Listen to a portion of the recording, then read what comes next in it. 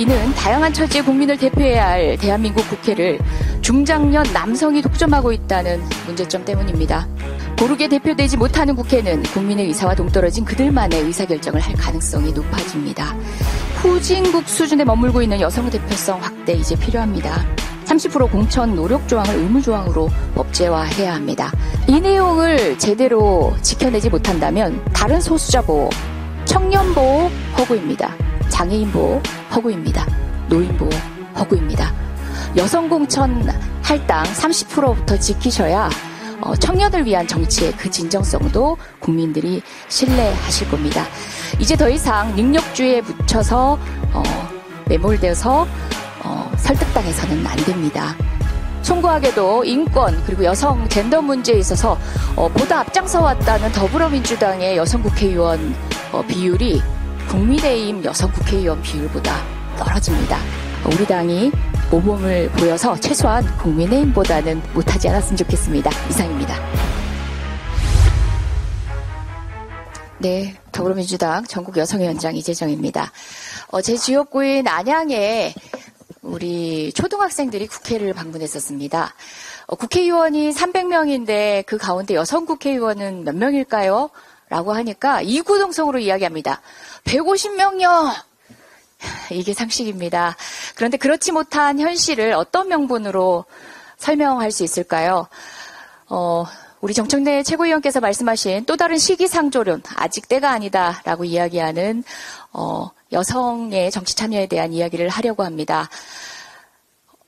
능력주의 때문인가요? 아니면 준비된 자원이 부족하다라는 말로 이번에도 넘어가실 참입니까?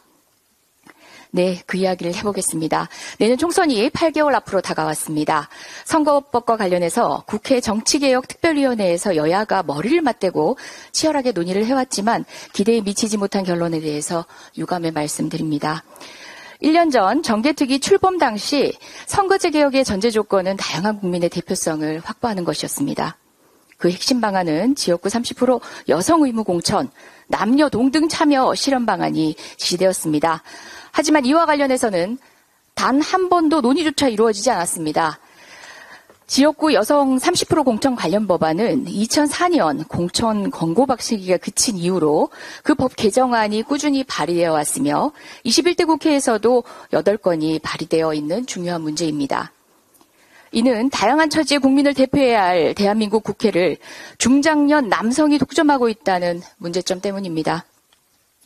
고르게 대표되지 못하는 국회는 국민의 의사와 동떨어진 그들만의 의사결정을 할 가능성이 높아집니다.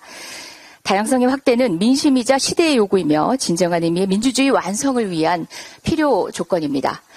다른 국가와 비교해봐도 우리나라 여성 국회의원 비중은 턱없이 낮습니다. 현재 우리 국회의 여성 의원 비중은 19%에 불과합니다.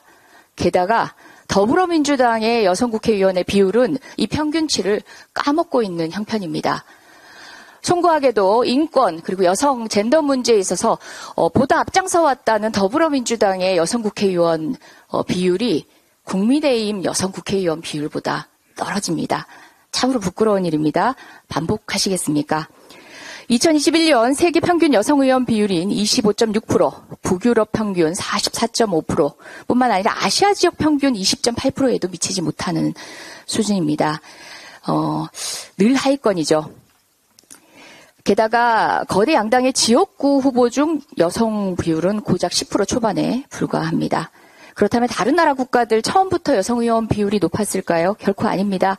영국 같은 경우는 여성 참정권 운동가들, 서프러제트들이 국왕의 경마장 뛰어들었다가 말에 치여 사망하는 등 목숨을 걸고 싸운 결과가 1928년에 이르렀어야 여성에게 투표권이 주어지는 등으로 확대되기 시작합니다. 프랑스도 1944년에서야 시작됩니다. 그만큼 여성이 정치에 배제되어 왔기 때문에 정치 대표성을 높이는 각 정당들의 노력들은 더욱 적극적으로 있어 왔습니다.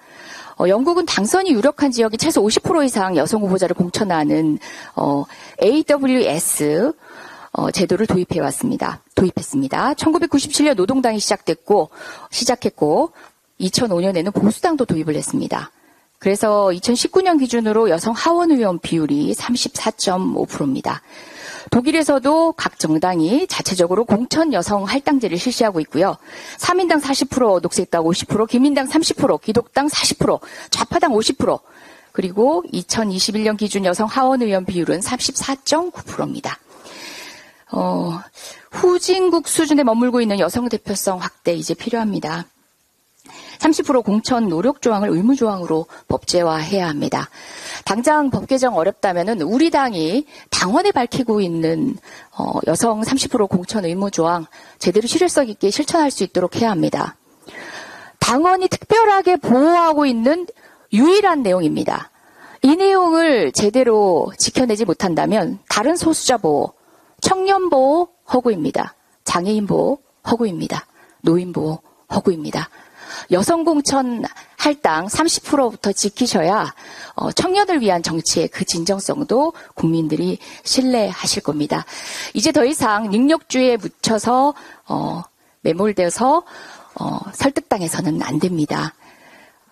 제도가 마련하고 있는 이런 혜택을 나는 보지 않겠다, 나는 내 능력으로 극복하겠다라는 몇몇 여성 정치인의 오만한 발언도 이제는 경계되어야 합니다. 우리 당이 모범을 보여서 최소한 국민의힘보다는 못하지 않았으면 좋겠습니다. 이상입니다. 다음으로 최낙도